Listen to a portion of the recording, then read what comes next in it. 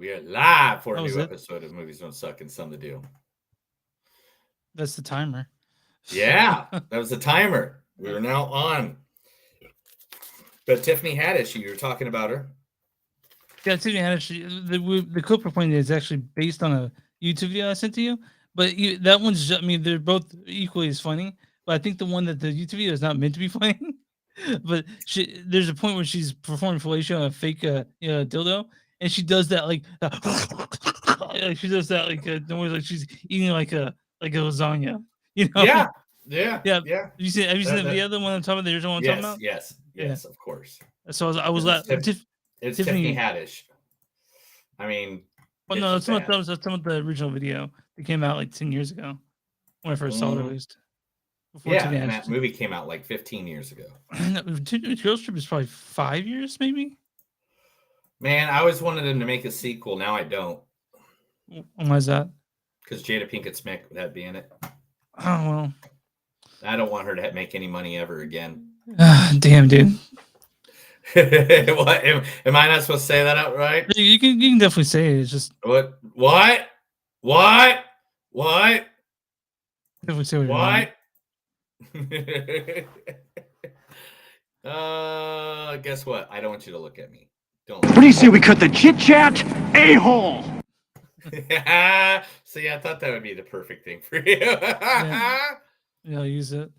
Just use it all the time. Use it like your face. There are a lot of things. I thought since we just did this Saturday that I wasn't going to have a lot for news. No, I found some stuff. I saw some stuff earlier today that I didn't even mean to see. But you'll talk about it. CinemaCon. Yeah, it happened. So there's all types of fucking all kinds of stuff came out. So I'm like, I got some good stuff, I think. This is Exit 174 Beer by Iron Monk. Yeah. 52 degrees, Oklahoma is okay. Now for impairing a unique spicy character, the Oklahoma-grown rye grain shines in the medium-bodied, smooth and citrusy ale. Enjoy an authentic taste of the plains from the grain to glass. Good times. Mm-hmm. Are you ready to? I think I'm ready, dude. Like, I don't know if I'm ever ready. I've been dying to talk about these movies, about both of them. What movies? Both of them. These two. Which one? The Northman and Unbearable Mass Talent. Dude, these are the two movies out of the so far this year that I've most looked forward to seeing. Both of them. Yeah. Like really? Together. Yeah. I was really surprised that they're both coming out at the same time. I was like, well, I'm gonna have to go to theater for both of them. And if Neil can't do the theater, I'm going anyway. Yeah, I understand. But you went. I did gotta tell you this real quick before we go and you record this live. Mm-hmm. So, like, I have this prom coming up, 80s prom coming up this Saturday. Then it's Vampire Prom next weekend. Yeah, in Kansas City. You'll be over here. Yeah. Right. Yeah. Then this morning, my boss at 11 a.m. sends me a text message, and he's like, "Hey, man, if you're not doing anything this Saturday, I got 2 extra tickets to Megadeth." Oh, so you're gonna see Megadeth, right? Yeah. No, I gotta go with my family. I already bought the costume. I already did the stuff. I gotta be the nice guy here. I'm just gonna miss fucking Megadeth. I'm sure Dave Mustaine will make his way back. Man, I haven't seen Dave Mustaine in like so many years, and it just makes me sad in places I can't talk about. Mm-hmm. But I'm just gonna, I guess what we got to say here is the snowflakes are perfect. The stars are perfect. Not us. We are here to ruin ourselves and to break our hearts and love the wrong people and die. I think we need to redo that. Yeah, that was Hit the Music.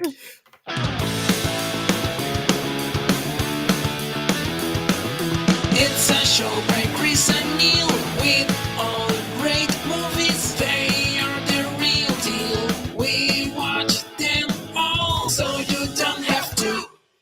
It's movies that don't suck and some that do. Ladies and gentlemen, boys and girls, children of all ages, It is a new episode of Movies That Don't Suck and Some That Do. My name is Neil. And I'm Chris. And today, oh man, today, dude, I'm so fucking excited. I can't fucking wait. Movies. All right, not only are we reviewing these two movies, but I want you guys to know right now going on or starting this weekend is Panic Fest in Kansas City. So me and Chris have got to interview directors, actors, the founders of Panic Fest. Yeah, like we have had like just a movie succubant week. By the way, 20 screeners now. 20 screeners we gotta watch. Well, I don't have to watch all of them. We'll pick, but I think for next week we should pick. We'll do a Panic Fest. I think we'll do a Panic Fest week next week. Okay. We'll talk about it at the end of the day. Yeah. But today we are reviewing two of the biggest movies from not only this past weekend, probably the year. To me, like I know to that, you and me.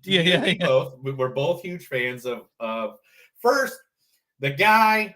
So nice that Chris got a tattoo of one of his evilest characters on his body.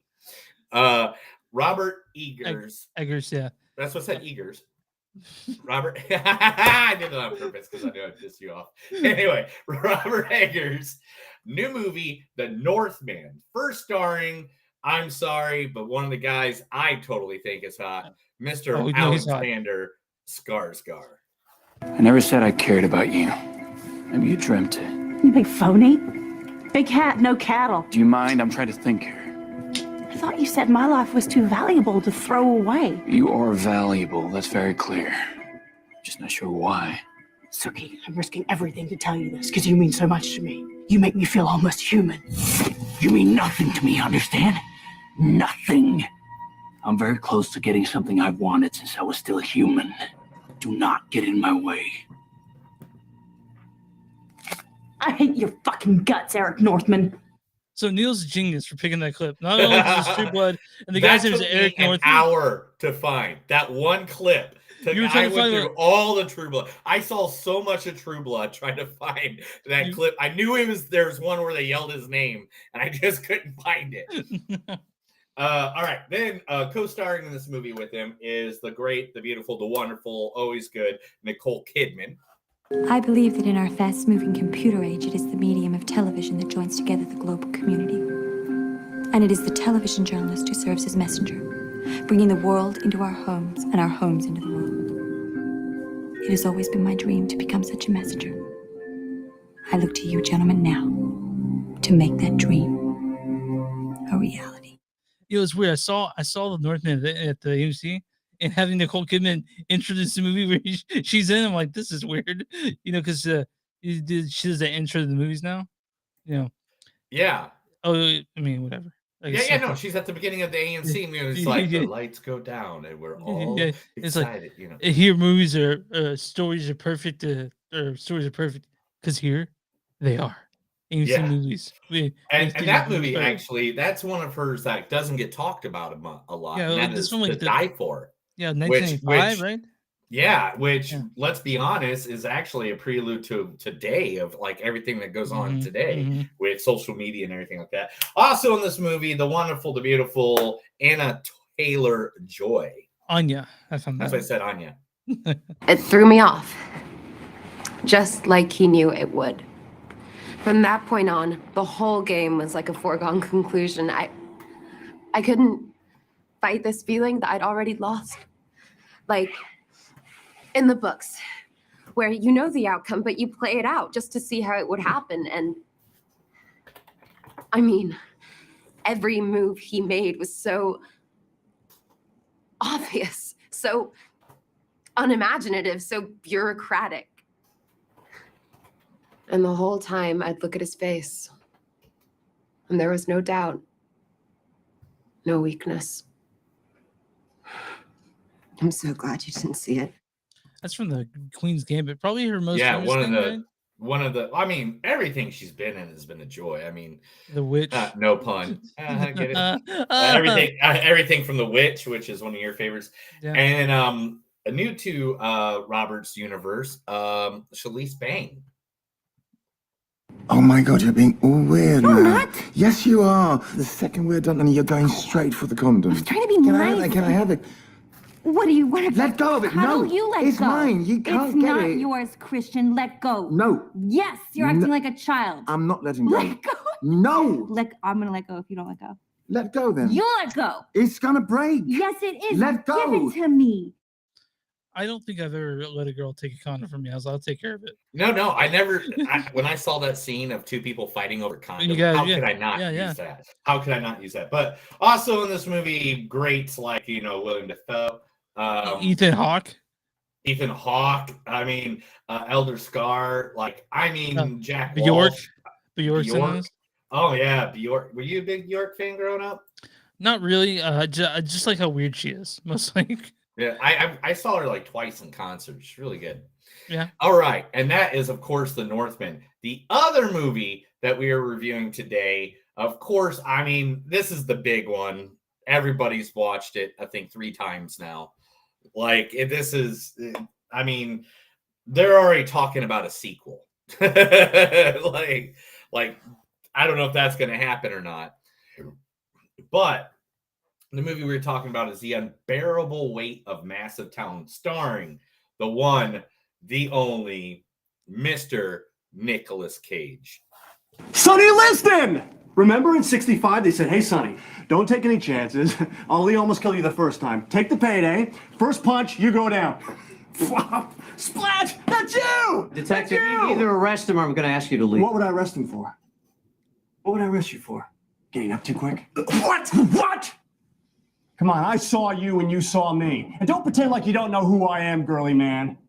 You want to look like a knockout, but when you heard the gunshot, your eyes were open in half a second. Not your fault. Totally understandable reaction, but it kind of ruined the performance, don't you think? Look, what the hell do you want from me? The man knocked me out. I looked at the fight tape, Lakin. Yeah, it was a phantom punch. A little bad Hollywood acting, but the Athletic Commission might find it interesting. And a second after you go down, an assassin fires. Well, that's some coincidence. I guess they don't call you the executioner for nothing. And you signed my kid's autograph! That's like the longest speech I could find of Nicolas Cage, where he's not yelling bees. I honestly listen to Nicolas Cage say anything. Yeah, that's from Snake Eyes, which I think is one of the most underappreciated Nicolas Cage movies. It's a weird one. It's a weird one, but I loved it. This is one of my favorites. Also co-starring, and believe me, co-starring hard. We're going to talk about these two guys when we get to this movie. Pedro Pascal. My brain's all good, kid. And you know what? I reckon the same was true for your friend Harry over here. Real fine instincts, I'll give him that. So you stay still, or I'll dice him up so small you can take him home in a bucket and still have room for what's left of your buddy Merlin. Well, that is just fucking great. You're working for the president. That asshole? Hell no. It's a matter of personal principle, Agent. No more drug users. And the Statesman share prize rockets. That's from Kingsman 2. Kingsman 2, The Golden Circle. And there's so many movies I could have picked, but I totally forgot he was in that one. So I saw the clip and I was like, yeah, I'm gonna grab that right away. Also in this movie, co-starring Tiffany Haddish. Just grapefruit them. What? Y'all ain't never grapefruited before? No. But I'm listening. What you want to do is you get a grapefruit, right? Okay. And you cut both ends off as so. Then you cut a hole in the middle like this, like a nice little tunnel. And then you place that on his penis like this. Oh. Okay? Like that. Oh. Right? Now you want to squeeze and twist and suck. So then it feels like he's getting fucked and sucked all at the same time. It's like this.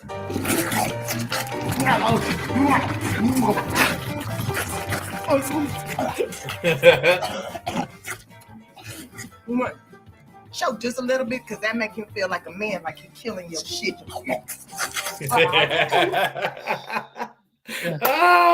I can't believe that sounded better than I thought it would. And also the guy that I'm actually named after, Neil Patrick Harris.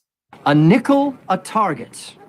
You know, that's actually a little rich for my blood. How about a penny?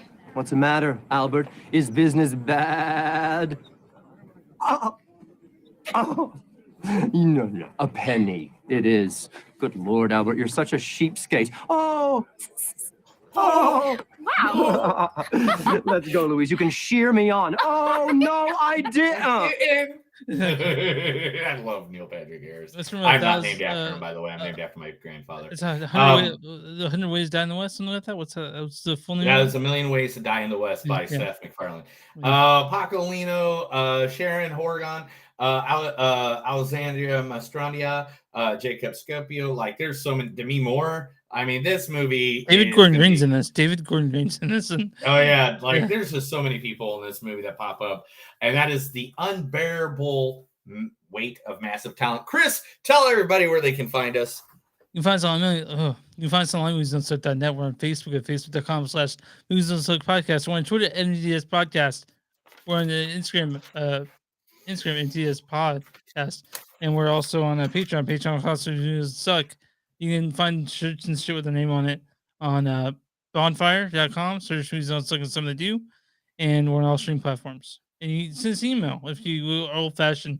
Send us an email at moviesdon'tsuckpodcast@gmail.com or info@moviesdon'tsuck.net. That's it. And that's the bottom line because Chris said so. That's right. Also, if you got a small business, we would like to be more than happy to promote your small business because we like to give back to the community. Like this business. Now, remember this past Saturday, we were being stalked by a weird person on Twitch that was totally giving us trolling us. Yeah. Totally trolling us. Well, I went to where the person said, and it's called the Whittier And you Bar. beat his ass, right? No, dude, I hung out with him and had shots. I'm not a violent person. So I went to the Whittier Bar, met him up there, and the Whittier Bar is this great location right here in downtown Tulsa. It is located at 2405 Admiral Boulevard, Tulsa, Oklahoma 74110. Now, if you like local music, this is like the bar for you. Like, it is a nice, old school, local music.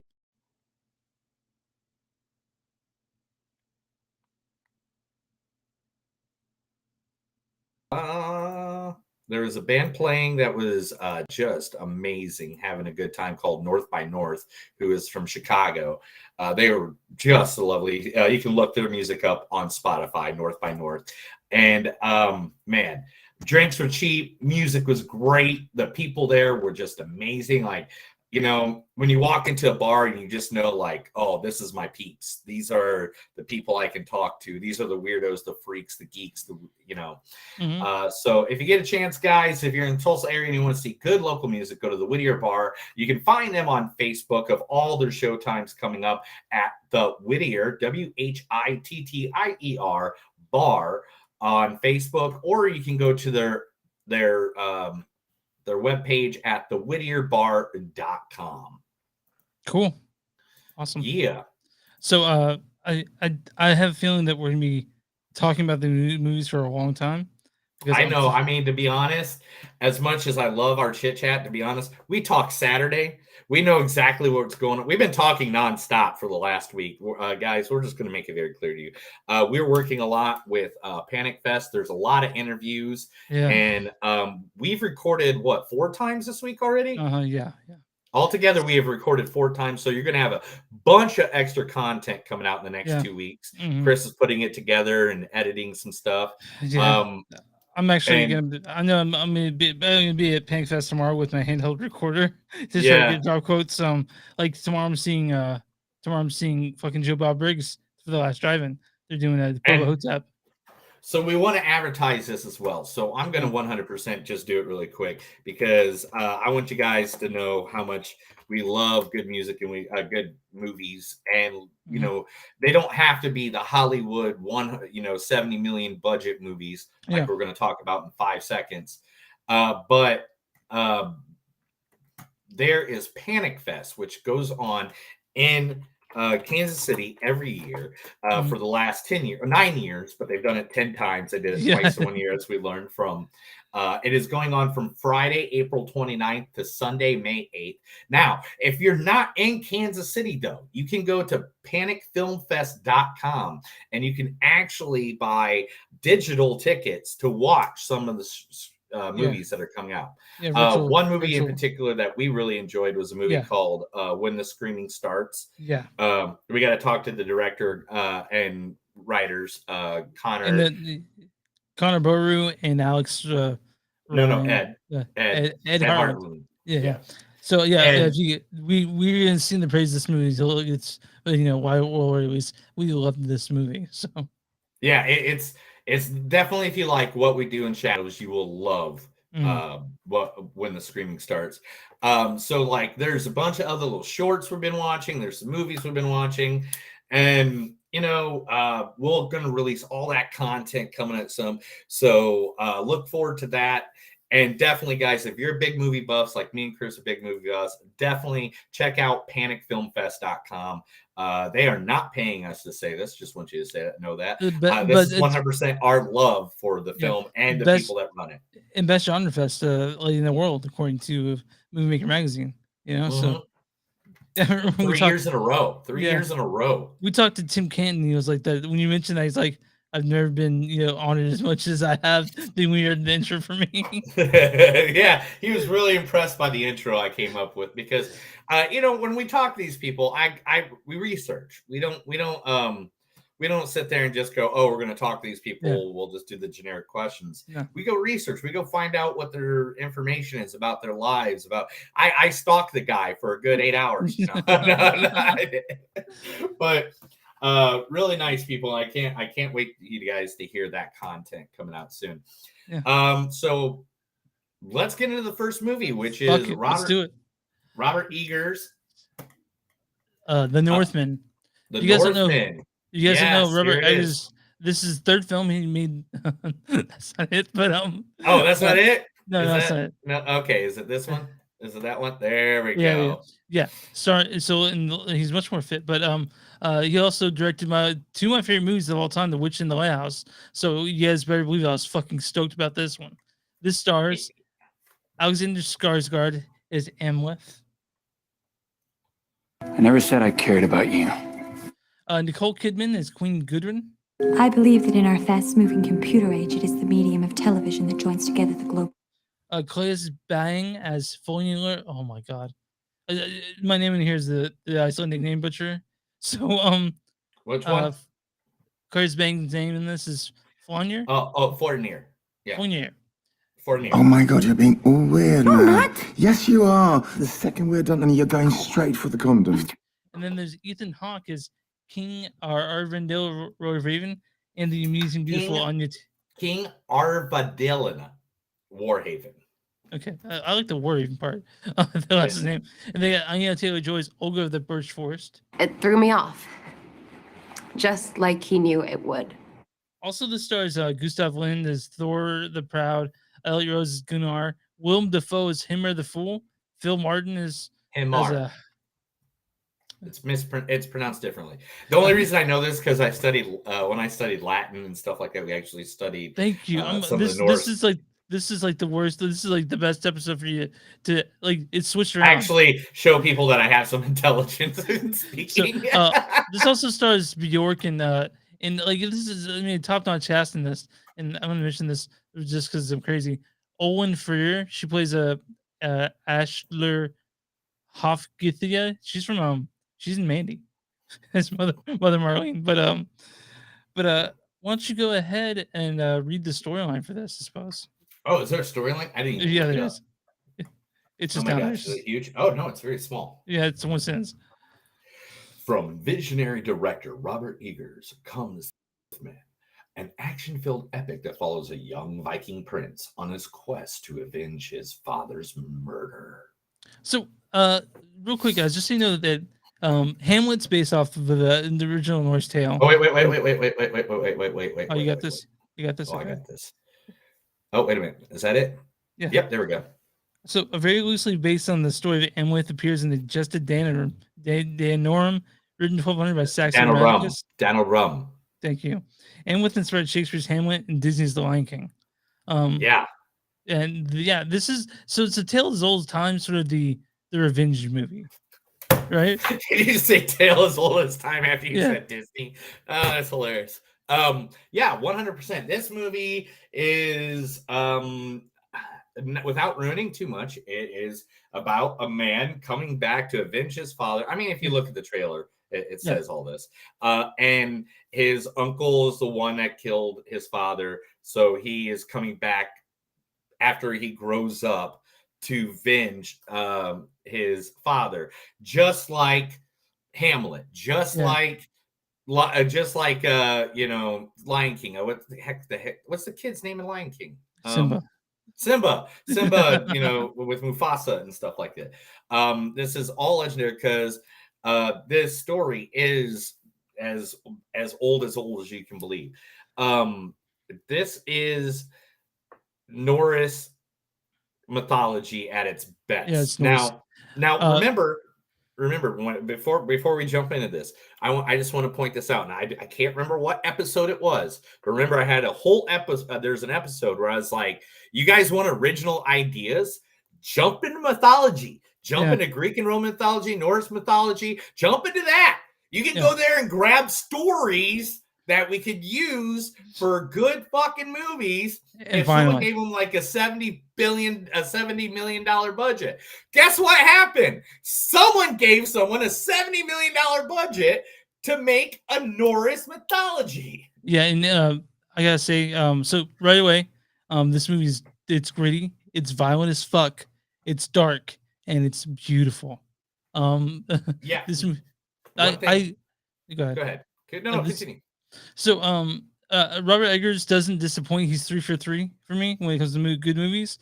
I'm still, I was terrified this would be bad, but guys, just so you know, I fucking love this movie. I walked out of it and I was like, this shit rips. This was an awesome fucking movie. Um, it's got amazing acting in it. Like that, I've read things people say that's a little disconnected. Me, I was in it the whole time. Yeah, I want to know. I'm going to agree with you on that point right there. Is what were they talking about? This disconnect. Yeah, Okay, yeah. I think this is what I think the problem is. Mhm. This is what I think the problem is. There are slower parts to this movie. Not really though, because it's still building the story and moving the story along. The problem is the studio marketing.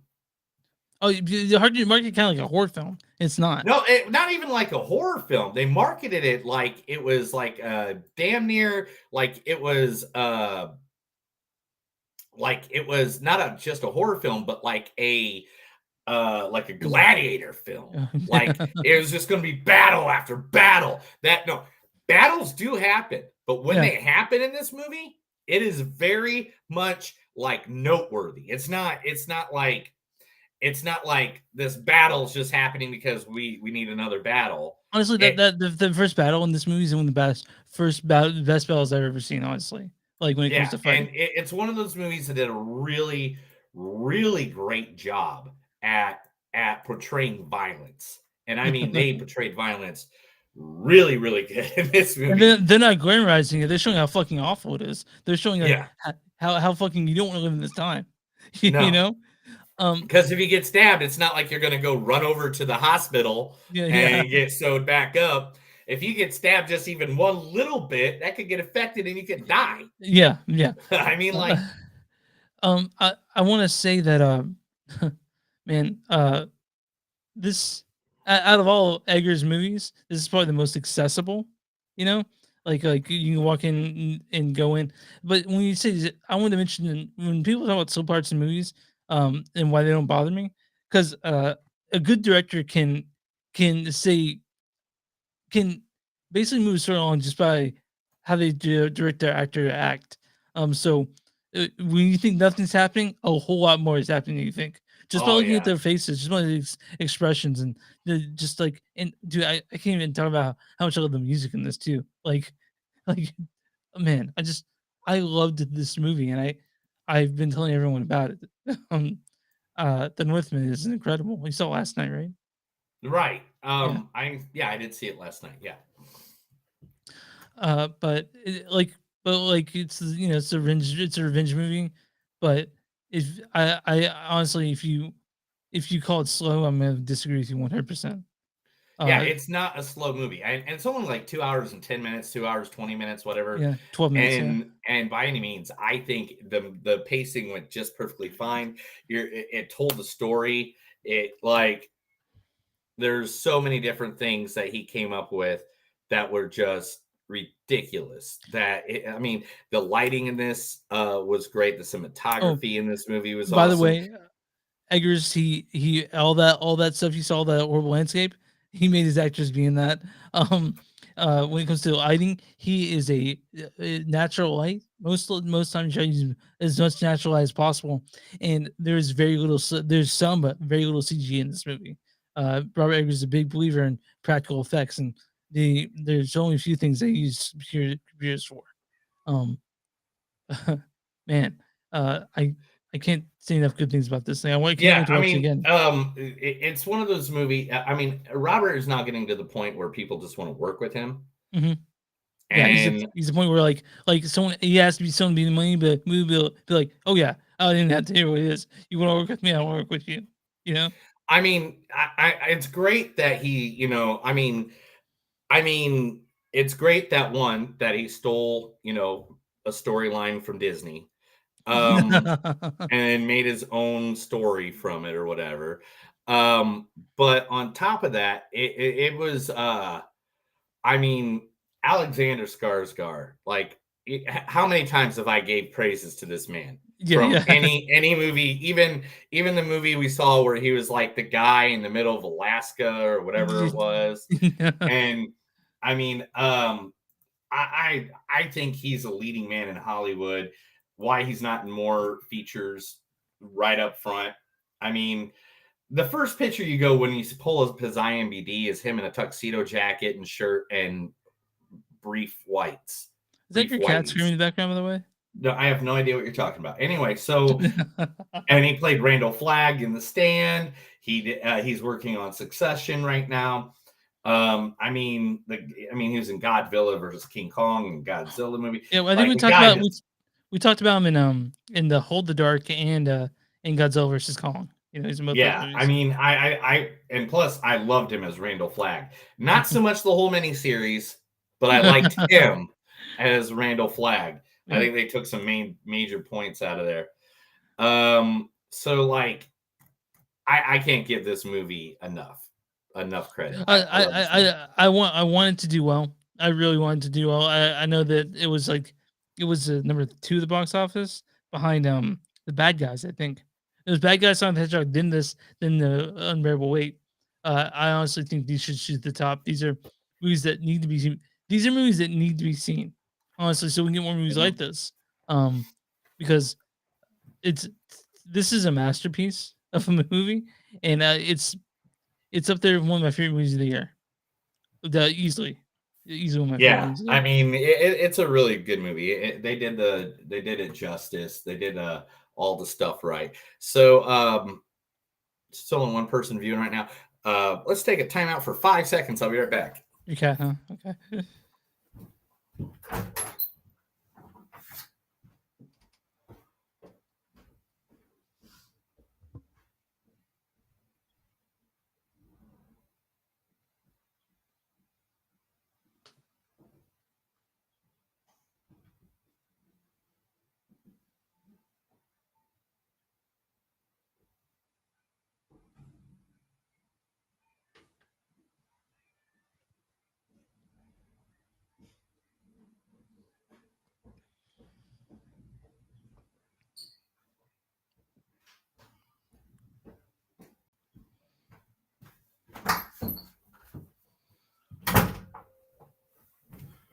All right, Satan's inside. Okay. All right. I hate Satan. Yeah. Do you have quotes for this? Of course. Let's do some quotes and we'll get our score. Like a battle dog, I am returned, and I have to my master. You're the dogs that want to become men. This is the last tear you will shed in weakness. It will be given back when you need it. I will avenge you, father. I will save you, mother. I will kill you, Vanir. Wolves will howl in the storm of Odin. It's not enough to be the prince that never cries. Show the shepherd you're a sheep. I will show the shepherd his death instead. If you are untrustworthy as a wolf, I will put you down myself. He speaks of days past and days yet to come. My heart knows nothing more but revenge. We thirst for vengeance, but cannot escape our own fate.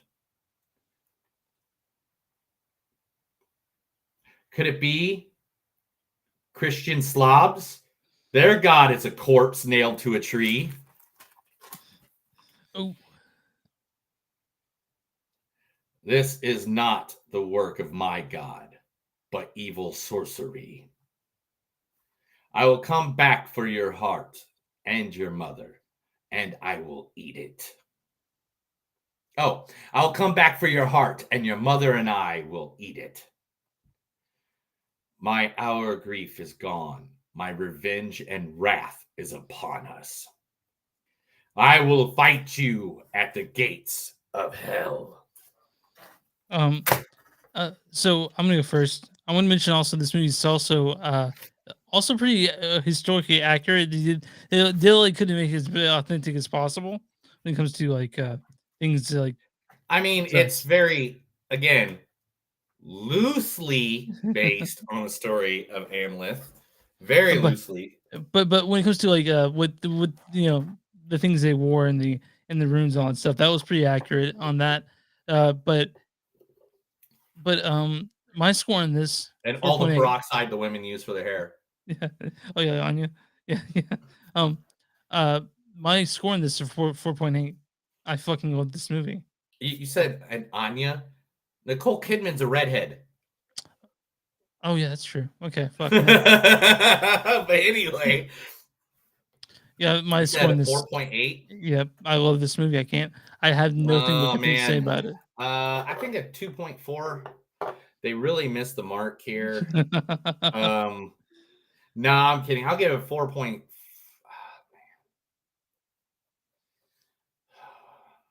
I just don't want to set myself up for later on. I'm gonna get a 4.5. Okay, yeah. Like great movie. Great movie. The only thing, man, because there's one thing that we didn't talk about, and that was the mythicism that was in this movie, like the Valkyrie. amount of the and stuff like that, and that appeared that I did not expect. I thought it would be more realistic and brutal, but I loved it. I love the fact that that's what these people thought. You know, like this is the images of people back then, and I mean, it's Eggers' style to do this sort of like ambiguous sort of thing when it comes to mysticism or magic, even. So, I mean, it would. This is. I can't wait. Ambiguous gay duo. No, but I just said that it's his style to have ambiguous mysticism, that sort of thing in this movie or in his movies, and I really fucking love this thing. I can't wait to watch it again because I'm going to. Now, when on Rotten Tomatoes, what do you think the audience score for The Northman is? The audience score 78%. 66%. Damn! That's a problem. I didn't think they were gonna miss it, but all right, what they miss? They didn't give a score. That's just the audience score, and there's no audience consensus. Oh, they didn't have one of those things. No, but they do for the critics. And what is the critics score? You think? 92. 89. I was off by 3. Yeah. Critics' consensus is a bloody revenge epic and breathtaking visual marvel. Northman finds filmmaker Robert Eggers expanding his scope without sacrificing any of his signature style. Yeah, I mean, I really have nothing but good things say about this thing. I'm trying to find shit that I don't like. but it's an experience. This movie is definitely an experience. But one of the best movies that I've seen. This Pizza Hut movie I think I saw last year. Honestly, like Right. just like Everything Everywhere All at Once. We Love That movie. I think both Pizza Hut, everything I saw last year. These two movies right now at the top of my list. They'll be in the top 10 by the end of the year. I've a hard time finding having anything that will beat those two movies I just mentioned. You know. I mean, oh my god, when it gets when it comes to that was me spilling my beer. If everybody wants to know why I cuss, literally, sorry, I'm looking for a towel at the same time when I'm talking. So I mean, at the same time, I can't wait for the next thing. You know, like I want Robert to make movies to the end of the earth. I hope this makes enough money that they're like, okay, he's a guy we can put money in. You know what I'm saying? Yeah. And He'll always find a studio to make his movies. I imagine he's yeah, I already mean, like a legend. because he can make, as we know by Witch, he can make them for $10, and by Lighthouse, he can make it for $20, and then I think this was done with $50 million or $60 million. 70. I think It was 70 million. I hope it makes some money back, dude. I can't wait. I hope it does too, because I would like to see more stuff like this. This is how an epic movie is supposed to be made. Like It's not also supposed to be artistic. battle, a little bit of character. It's an artistic. It's an artistic vision, and it's beautiful. It's beautiful. Originally, the guy that gets his nose ripped off was actually supposed to be the other Skarsgård. Oh yeah, that was supposed to be Bill Skarsgård Wow. from It. And I was like, oh man, because when I looked it up, I was like, why do you say Bill Skarsgård? Then I read about it, and because they had to move back the filming of it, timing. But because they got pushed back because of that thing that happened the last couple of years. Oh, are you talking about pandemic? Is that what it's called? COVID 20. What's it called? 17. I don't know. Okay. All right. Anyway, let's move on to the news, man. Let's get it on. It says movies don't suck in Southern news. I read the news. Chris stares with a blank face and acts like he knows nothing I ever said anytime ever. Okay, yeah. Let's get it on. Mandate, get it on. Let's do it. Let's get it on. Oh, let's get it on. Well, I wish I had a soundbar that was giant. I could just start. I do. We need one. We need one. I'm telling you. If I had I need like 114 sound bars. All right. So John M. Chow has given us some information about the Wicked movie. The Wicked movie. Yeah. Remember last year I announced that Wicked, the play. Oh based yeah, is going to become in a movie. Uh-huh. It is not going to be one, but two movies. I don't know about that. They shouldn't do that. I mean, it's like a 3.5 hour, 4 hour play, dude. Yeah. Did you not go see the play? I've seen it twice. All right, so you know how long it is. Yeah. There's an intermission for a reason, motherfucker. First time I saw it, I was so drunk. I was in the bathroom trying not to throw up. Dude, I don't know why you do that going to Wicked, but whatever. But so me and Leo went to San Antonio, and we stopped at a Mexican restaurant before the Wicked, and we got one of those fish roll margaritas, and finished. We're like, let's get another one. And that was a bad idea. Yeah, especially for you, Mr. 3 beers and I'm drunk. Yeah. But talking about beers, you know what's a good beer? This one in my hand, the Iron Monk Exit 174. There we go. Oh, that's not a sound effect. Mm-hmm. All right. Anyway. First the first part of this movie will come out December 2024. The second will be December of 2025. Okay. I'm sure we'll see both of them. Yeah, we will. We have to. Alison Brie's Spin Me Round, South by Southwest comedy acquired by AMC and IFC Films.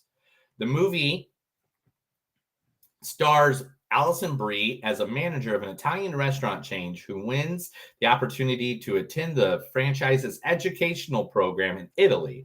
What she thought would be a romantic getaway becomes chaos and catastrophe.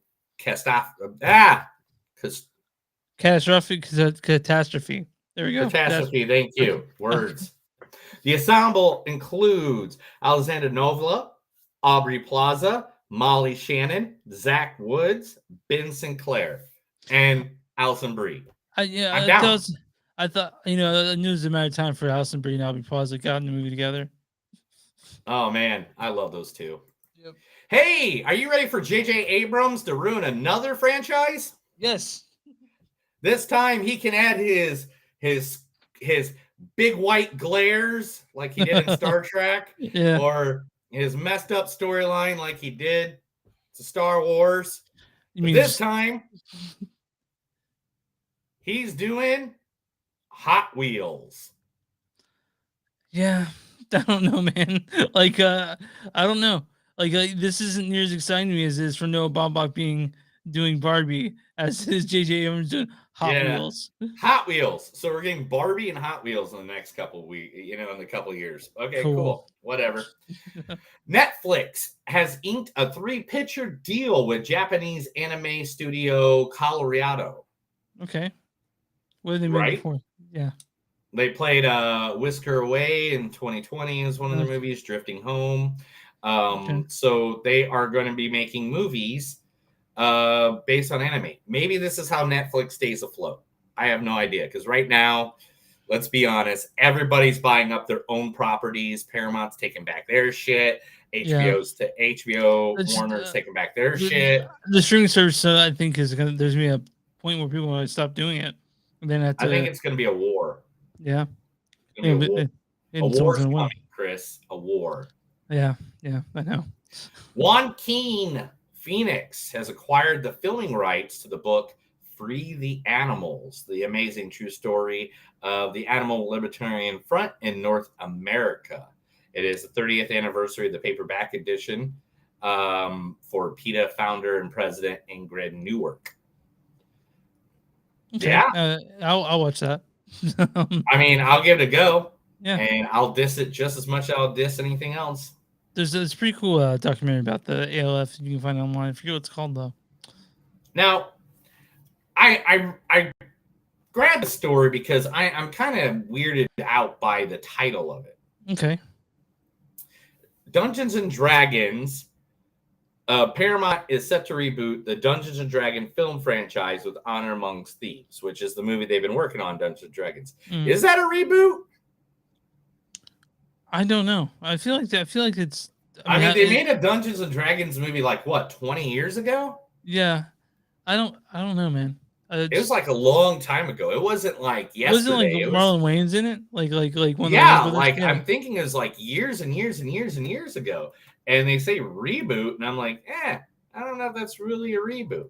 What do you think? I mean, the plot they know so far, they don't have specific details, but the original 2000 film followed Empress Sonava's search for the Rada Serville to defeat the Warlock Profound.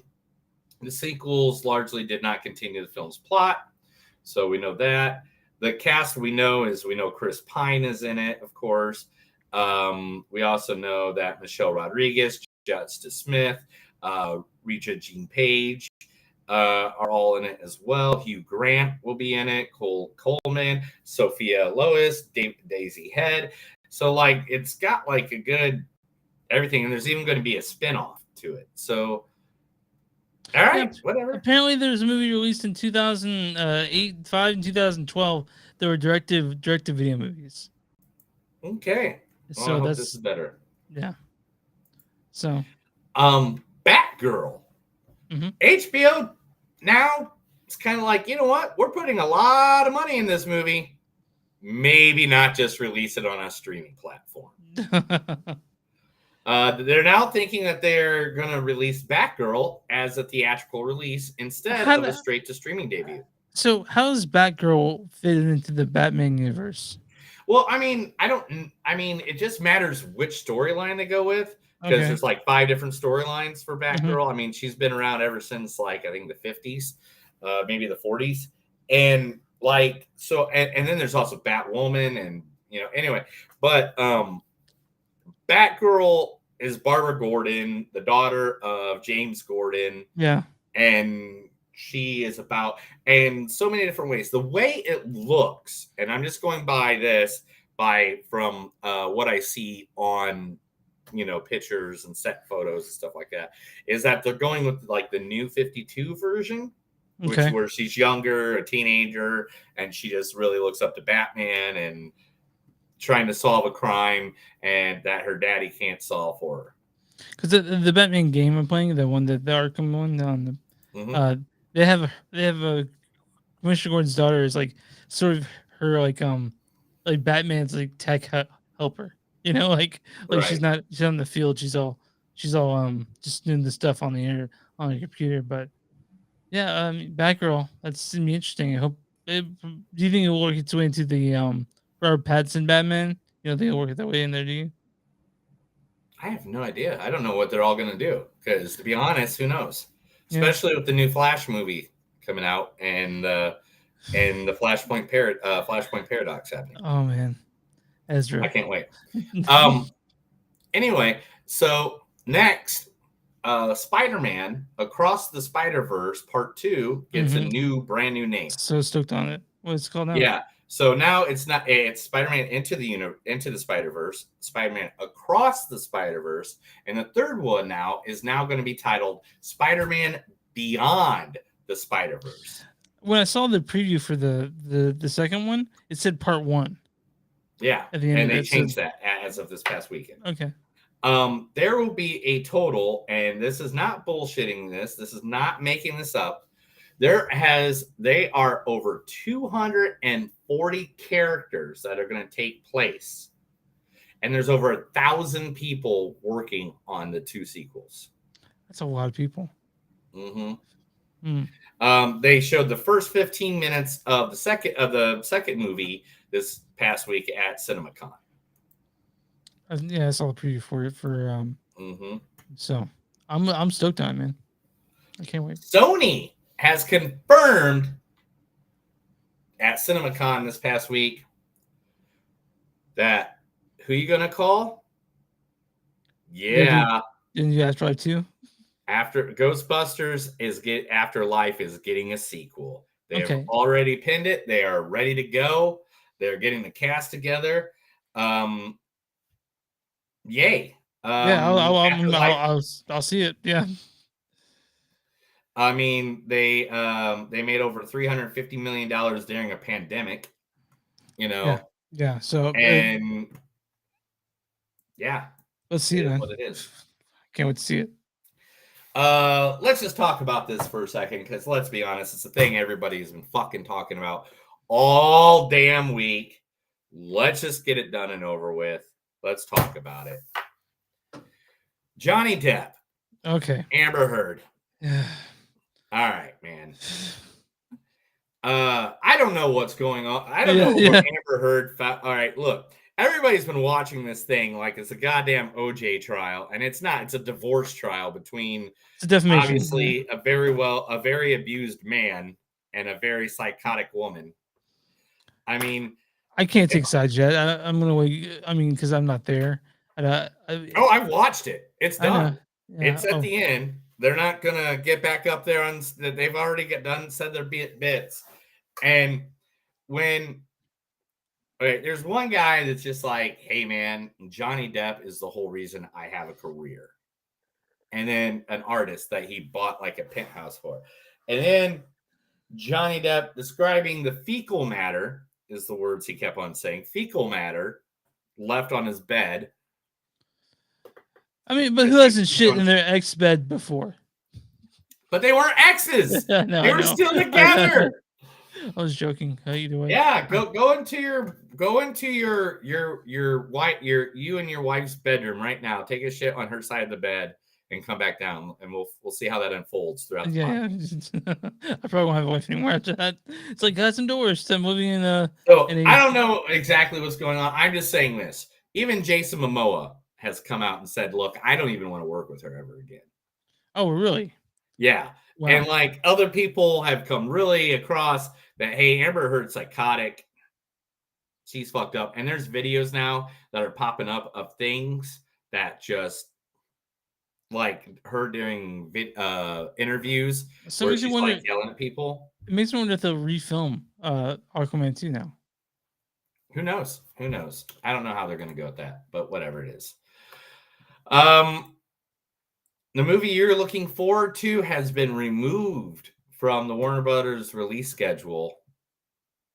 Which one? Which movie? Coyote versus Acme. John Cena's Coyote versus Acme they're has getting been rid of it? completely released. Has been completely removed. That's disappointing. Because the slot that was originally for July 21st, 2023 was previously the John Cena's Coyote versus Acme movie is now being filled with Margot Robbie's Barbie movie. I hope that's the right call. Hope I that's hope the it's right good. call. Yeah. Warner Brothers also announced that The Nun Part 2 is coming. Oh wait, which one?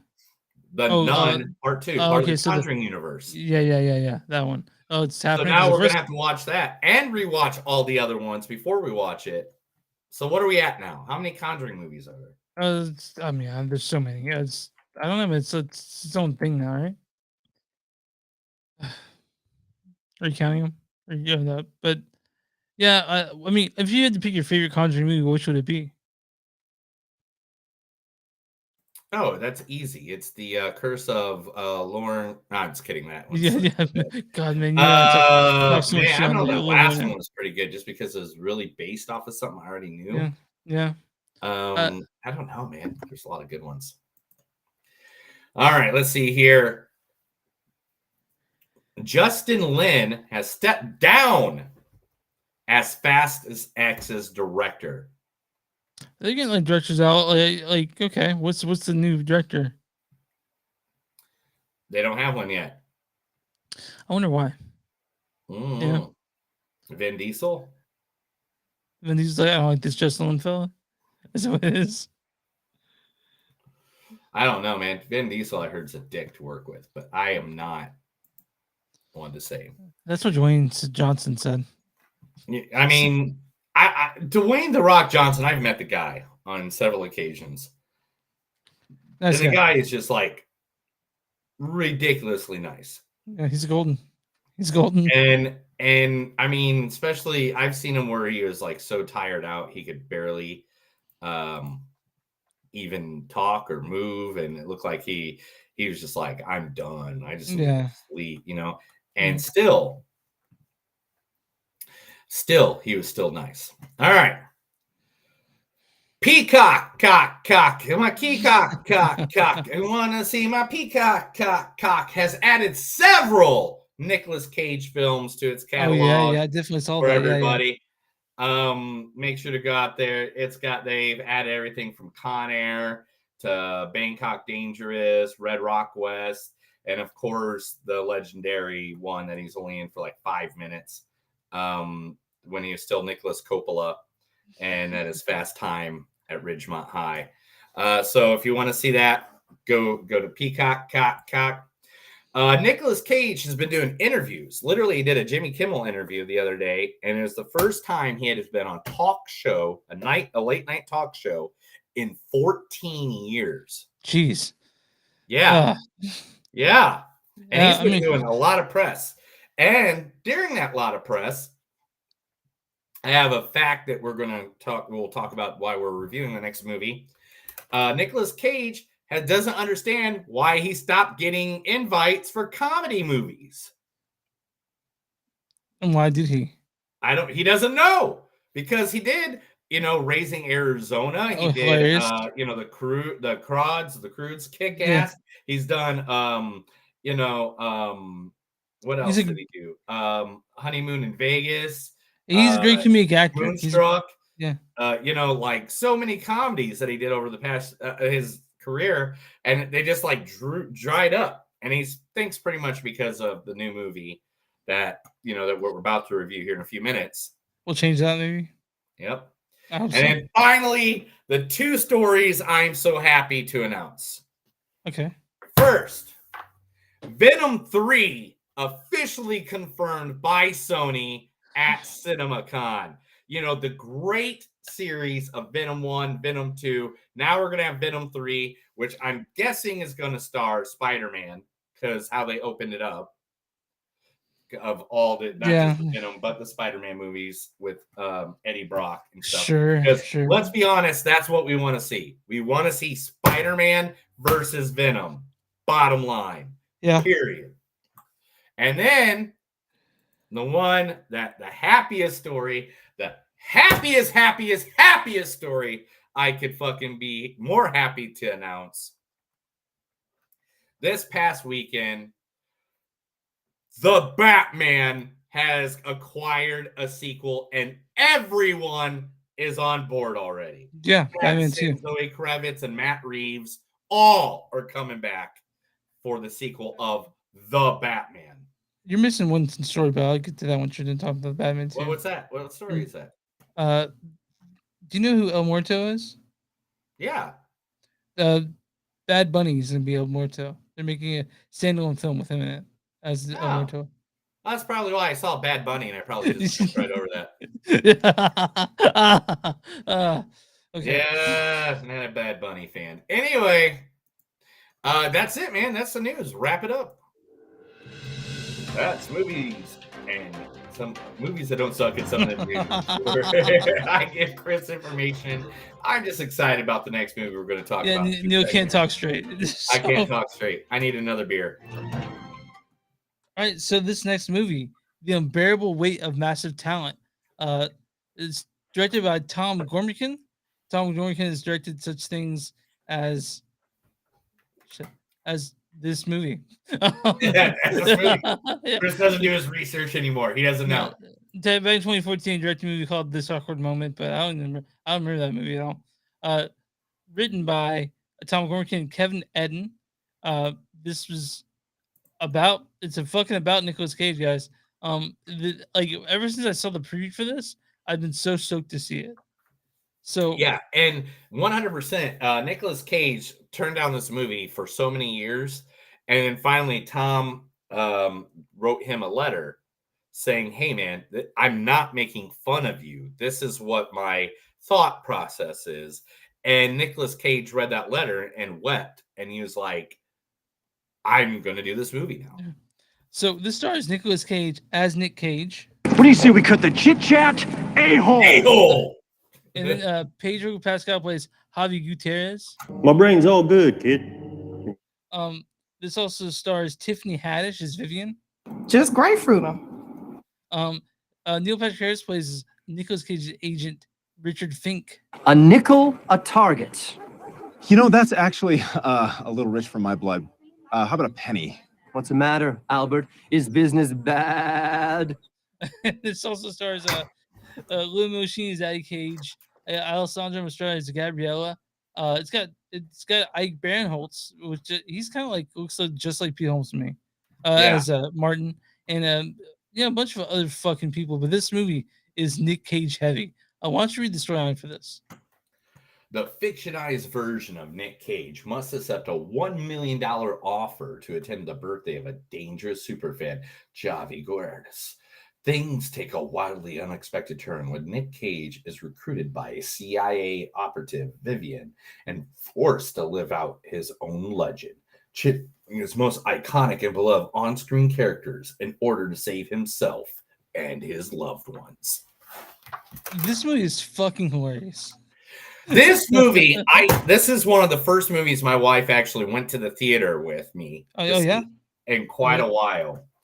And not only us and the people behind us, or the people in the other people in this theater, but we snorted laughing. I have not snorted laughing at something in such a long time. Yeah, my theater was full of people just dying laughing. It's a hilarious movie. It's great. This movie is I can't even tell you how well Nicolas Cage, Pedro, and Tiffany Haddish played off of each other. Dude, the buddy comedy aspect of this, I want to see Nicholas and Pedro just do movies all together just for the rest of time. Their chemistry was perfect. Yes, and the thing is about this movie is that it even makes fun of itself in the movie. Mm-hmm. Oh yeah.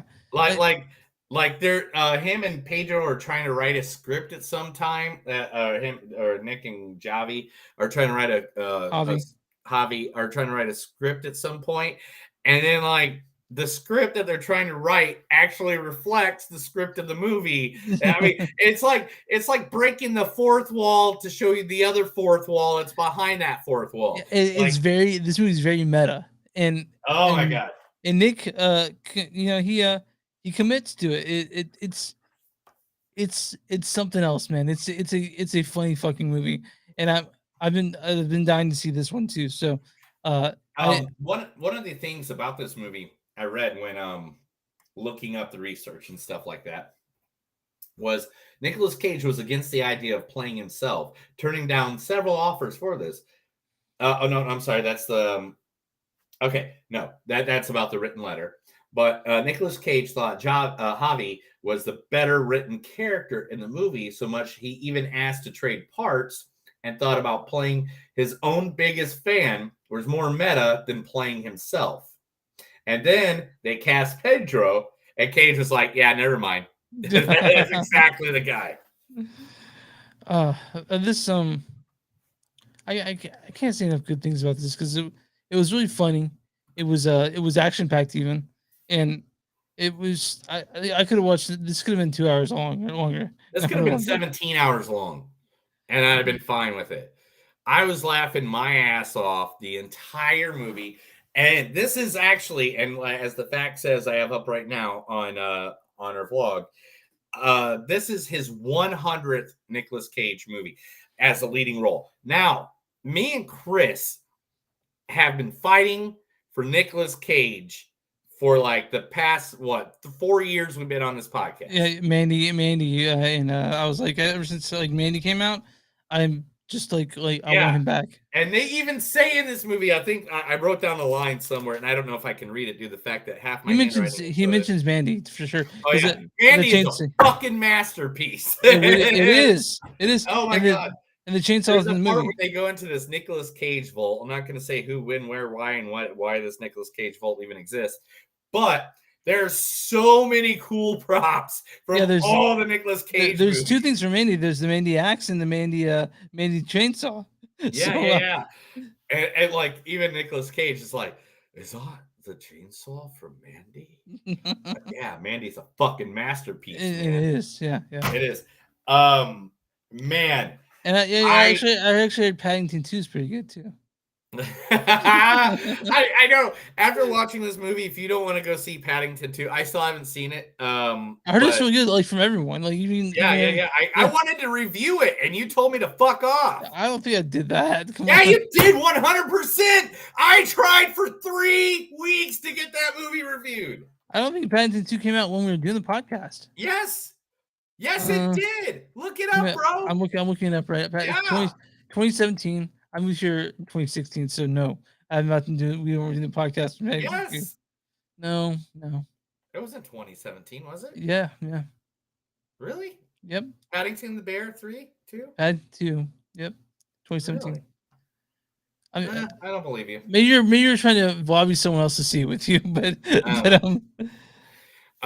but yeah, this movie was just insane. I mean, you cannot go see. You cannot. This is a must. This is like if you want to. It's so much fun. It's a fun movie. Like okay. Let's get into specifics so people don't think we're just like blowing smoke out of their ass. Okay. This is the greatest. All right. Nicolas Cage in this movie is like very much at the bottom of his barrel, and the humor that happens because of him being at the bottom of his barrel, like basically, everything from getting kicked out of a hotel to like, trying to figure out what to do in life, and his family life is falling apart and everything. This is a very good inspirational upswing movie where he figures out what in life most is good to him. But the thing, and I don't care, I'll ruin this part, I'll spoil this part, I don't give a fuck, I'm going to. I'm just gonna say Nicolas Cage talking to Nicolas Cage. Nicky Cage, yeah. Nicky Cage. All right. So basically, there's an interview, if you guys have ever seen it. It was when Nicolas Cage was 18, 19, maybe 20 years old. And and he would on this talk show where he does like this infamous kick in the air, and he's like, "Woo, yeah, baby, I'm Nicolas Cage. I used to be Nicolas Coppola, but now I'm Nicolas Cage." And da da da. That is the person he is talking to. Well, And he's it is also hilarious. he's wearing that snakeskin jacket he wore a Wild at Heart, you know? Yeah. In that scene, which is one of my favorite Nicolas Cage performances is him in Wild at Heart. Hey baby, it's a snakeskin jacket. But yeah, um him talking to himself, there's some parts I don't like the way he's talking to himself. They're fucking hilarious, but it's amazing. It's Yeah. amazing. It's like him and Pedro playing off of their chair, like they knew their characters, they knew exactly what they wanted to do. Mhm.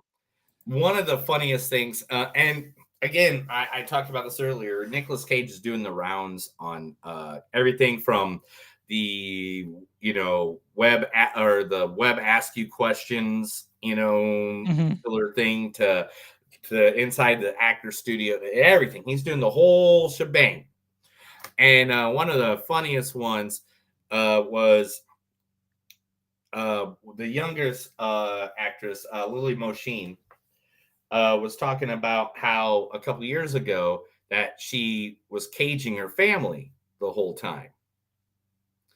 And Nicholas was like, "You were what?" And she was like, "Caging." And he's like, I don't know what that is. And she's like, "Well, caging is where you just slap Nicolas Cage's face, your face everywhere." And he's like, "That's not a thing." And I was like, "Oh my God, Nicolas Cage does not know about caging." I mean, you know how insane that is to think about that Nicolas Cage, this guy right here does not know about So cage. my This wife, my this wife, guy right here does not know. I mean, Nicolas Cage does not know about. I mean, this guy right here, Nicolas Cage, does not know about caging. So let me tell you something that my wife did for Christmas this year for some of our friends. She bought 7 Nicolas Cage mugs, right? And then she Right? wrapped up the mugs in Nicolas Cage wrapping paper. Really? Yeah, so I have a mug that shows Nicolas Cage is basically like Jesus, right? Uh-huh. Come on, dude. And also we have a mug that shows Nicolas Cage's face says, "You're my national treasure." Oh. But There's some yeah, other ones we got, but yeah, it's amazing. Nicolas Cage, and guys, you don't get the joke because on the vlog right now, I am posting a lot of pictures of Nicolas Cage in no shirt, just looking at you sexually. There you go, right there. That's Yeah, one yeah. for you, Chris. That's one for you. But uh, man, all the happiness I got out of this movie. The storyline is, I mean, by any means, I think this is R-rated. If it's not, I'm It is. It 100% is. yeah, it's an R-rated movie. Don't take the kids to it by any means. But it is Tiffany Haddish. Who else was in there? The one that played her partner. Well, Ike Barinholtz. Brian Holt. He popped in. Demi Moore popped in for a part. I'm not even gonna give that away, but she pops in. But this is just like, when you're like, man, I wish all these years, we wish Nicolas Cage could have came back. Like people would have seen Nicolas Cage as the big player that he is. And I really think this is finally the movie that people are like, yeah, Nicolas Cage. Especially since he doesn't owe money to the IRS anymore. Yeah. That's I want Nicolas Cage to just be around for the rest of my existence. I'm glad I get to be on the earth the same time that Nicolas Cage gets to be on the earth. I mean, when we stopped today, I might go upstairs and watch Leaving Las Vegas. I watched Snake Eyes isn't available anywhere, so I tried to watch that the other day, but instead I turned on The Rock, and then after The Rock, I watched Con Air, and then after Con Air, man, have you ever watched Leaving Las Vegas? It's been a long time since I've seen it, but I have seen it. Man, do you remember Lord of War? You know Lord of War, right? Huh? Lord of War? Oh yeah, of course, Yeah, there. with I mean, dude. All right, back when it was still okay to like there is over Jared 100 Leto. movies that he has starred in the lead as. Right? Uh-huh. Is that the 109 credits? I even saw the Joe. I'm waiting for the Joe Exotic TV miniseries. I can't wait for that. But okay, let's see if there's any movie I've not seen. All right, let's see. I'm going through this. Peggy Sue got married. I totally forgot about that. Vampire's Kiss, Never on to Time to Kill, Wild Heart, Firebird, Sandalweed. No, I've seen all these. I've seen every single Nicolas Cage movie. I've seen all 109 of these. It was also my favorite movie last year, by the way. Pig. What is that? Oh, Pig. 8mm. Oh man, I haven't seen that one in forever. Have you seen that one? Yeah, it's been years, but I have seen it. Oh, Sunny. Oh, Matchstick Man. Oh, the Weatherman, where he carries around the bow and arrow. Yeah, I like the Weatherman. Have we talked about Willy's Wonderland, right? We did talk about that, right? Which one? Willy's Wonderland. Oh yeah, that was Yeah. the last one we actually talked about by him. No, Pig was. No, Pig was before that. No, Pig came out after No, Willy's Wonderland. before it. 100% sure. I know for a fact. No. Mm. Willy's Wonderland. And Willy's Wonderland was way better than Pig by any means. What the fuck are you talking about? I just wanted to see your reaction. Yeah. And that's funny too, because in interviews, Nicolas Cage even said that his favorite movie that he's ever done is Pig. It's an amazing movie. It's a great movie. But this movie, guys, seriously, if you You'll like have a lot of Nicolas fun. Cage, you'll love it. If you don't like Nicolas Cage, I think you'll at least get a good laugh out of it. Yeah. Like it is a good comedy. Yeah, it's not a prerequisite to know a lot about Nicolas Cage to enjoy this movie, but it does help. It does help for sure. But I love this movie. It's funny. It's heartfelt even, and I want to see Pedro and Nick team up again to do a sequel. I don't care what it is. I don't care. They can be the new Bill and Ted. They can be the new Chris Riley, David Spade. Yeah, I don't care. They can do anything ever, and I'm watching it. If you put those two names in a movie, I'm there. Yeah, it's Gene Wilder and Pryor. Do that. Mhm. So yeah, guys, we can't say enough good things about it. Go out and see it. Like go out and see Go out and see Northman, and then we'll give you ratings. How about that? Okay. This guy is a fucking legend. Before your asshole puckers up, I'll be up on you. Miles Davis was a heroin addict. She thought Humphrey Bogart was a porn star. Hey man, never shit on yourself. Never. Let's say we stop the chit chat. A-hole! What do you say we cut the chit chat? A-hole! Why the fuck is Nick Cage on this plane? To turn your back on. The gift is to turn your back on the entire human race. Pennington 2 is fucking incredible.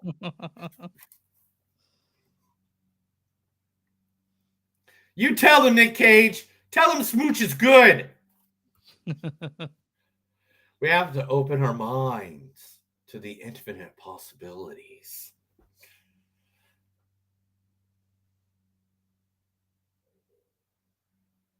I have no idea what the next one says. I'm trying to read it. Your hand was laughing. Mandy is a fucking masterpiece. It is, guys. This is an intelligent film for grown-ups. God, we flew all over the world. Yet that's a pretty palace and a place.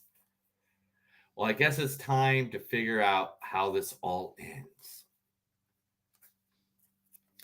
Oh my God, Nick Cage. No, Nicholas motherfucking Cage.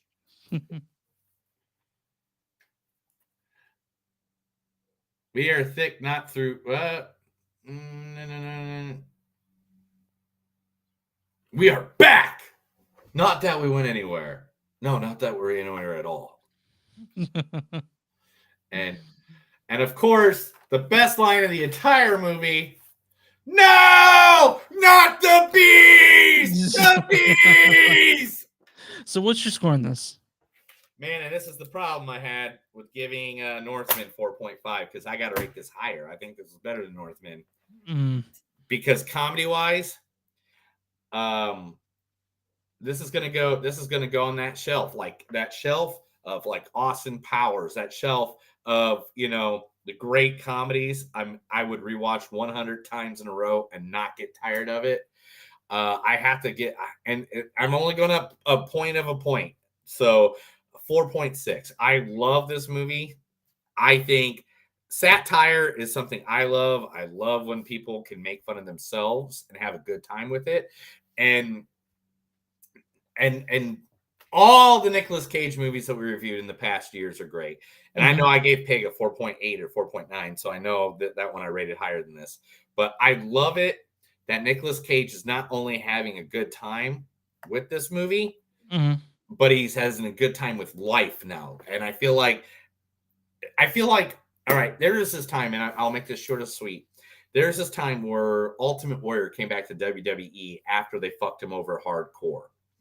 And he came back for this ultimate WrestleMania weekend and had one of the best weekends ever. And he made this speech on Monday Night Raw where he was like, if a man's, someday we will all breathe our last breath. Our heart will beat its last beat. But if a man of what he did while he was on this planet, it can touch others, then he did what he was out to do. The next morning, Ultimate Warrior died after he gave that speech. If Nick Cage was to die tomorrow, this is his opus. This is his love to the world for saying, hey, I get why you love me now. And that's why I loved it so much. Mine's a 4.6. It's hilarious. It's a great movie. I want a million sequels to this. And it didn't disappoint. I was expecting great things. I don't want sequels to this. I just want more Nicolas Cage. I just want more Nicolas Cage movies. I don't need a sequel to this movie exactly. I think this movie did exactly what it was. And I think it gave Nicolas Cage a reflection on himself, not to take himself so seriously. And I think it's really helped himself out as a human, as an individual. And that's why I'm rating this so high, because I can see it in the interviews that he's doing. Because back in the day, when it was getting to the end, like 14 years ago, when he was stopping, if you go back and watch those interviews, you can tell he hated everything. He was just not, he was not in a good place in the world. And I think now he's come full circle to knowing who he is, and what he meant to the world out there. And I love that. I love something that, like, not only made the person reflect on what he contributed to the world, but also who he is as an individual. And I love that. And he's got such a wild filmography. Like, yeah, I got Prisoners of Ghostland picture poster on my wall down here. Yeah. Prisoners of Ghostland, but then you got Leaving Las Vegas, and you got Raising Arizona. You got classics, movies that are classics, and then you got movies that people have never even heard of. That I'm like, hey, look, he's got 109 credits, and if you haven't watched all 109 of these fucking movies, that's on you for not knowing that those 109 movies exist. All right, man. Looks like we're getting to the mark where we have to start sort of winding down. So, critics audience score on this movie on Rotten Tomatoes. 100%. 87%. Damn it. Now, what is the critic score for this movie? 100%. 88%. Damn it. Critics' consensus is smart, funny, and wildly creative. The Unbearable in Massive Town presents Nicolas Cage in peak gonzo form. He's mastered of Pedro Pascal's scene-stealing performance. So, yeah. Unbearable in Massive Talent, The Northman, they're both in theaters. Nothing's coming out this weekend. Go out and see both of them. Like, these are the best. So, yeah, but next week, I think me and Neil are actually doing a Panic Fest Panic Fest episode, so you will have 2 new horror films to talk about. You may have We'll seen them talk yet. about movies from the Panic Fest and maybe some of the shorts as well. Yeah, yeah. What we're gonna give a full review of the good old Panic Fest because me and Chris are big film watchers. Chris has been to the Panic Fest the last 3 years. No, yeah, they've all been incredible experiences for me. I can't wait to Yeah. spend. And- I'm gonna watch maybe 20 films this week this weekend. Yeah, and I'm gonna at least swing in with him on like some point to go Yeah. see a movie at the Panic Fest. Mhm. Yeah, when you're in town, Best of Fest is happening. So Yeah, we'll see? see. Yeah. So we can't do, even though I love to take our wives to see it, because I know that's going to be one of them. Mhm. Is when the screaming starts. Yeah. We'll have to find something else. Wait, Even though I really want them both to see it. Did Danny not see No, that? no, they We did just saw it. We just saw it with me. Yeah, I was gonna use the other screener and then the time ran out. Yeah. Oh yeah. Yeah. Shit. We'll talk about which ones we'll talk about next week. But but I have some. And when we get there, I'll start talking. I'll talk about it a bit more.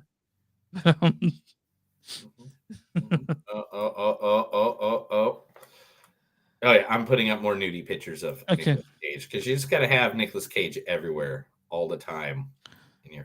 Look at this one. Oh, he's so hot there. I don't think that's really him. I think it's a deep fake. No, that's that. Of course, it's not. Okay. It's a face morph. Okay. Come on, man. Find us on newssunset.net. We're on Facebook, facebook.com/newssunset podcast. We're on Twitter, NTS Podcast. We're on Instagram, NTS Podcast.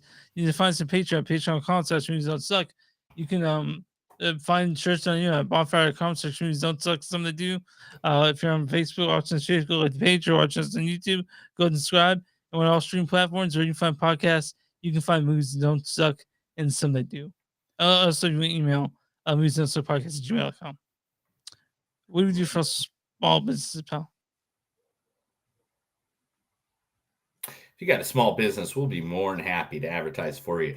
Just send us an email, send us a message, and we'll be more than happy to post it out there. We'll try to put it to our thousands of listeners, our millions of viewers, and definitely help you guys out. Because we want to help small businesses like you. And we just want to make it all happen. All right. For people and stuff. I think I drink that beer way too fast. I don't know. Oh, yeah. Here we go. That's another episode of Movies Don't Suck and Something to Do. My name is Neil. And I'm Chris. Remember, folks, sorry, boss, there's only 2 men in the world that I trust. One of them's me, and the other is not you. Have a good night. What movie is that from? I don't know. Face Off? Sorry, boss, but there's only 2 men I trust. One of them's me, and the other's not you. My brain's laser engaged. What is it? Con Air, man. Con Air. I love Con Air. Guys, thanks for listening. We'll definitely see you guys next week for full Panic Fest thing. I got to talk to Neil about that. I can't talk about it on the air. So you guys have a good night, and whatever you do, don't touch yourselves unless someone's watching.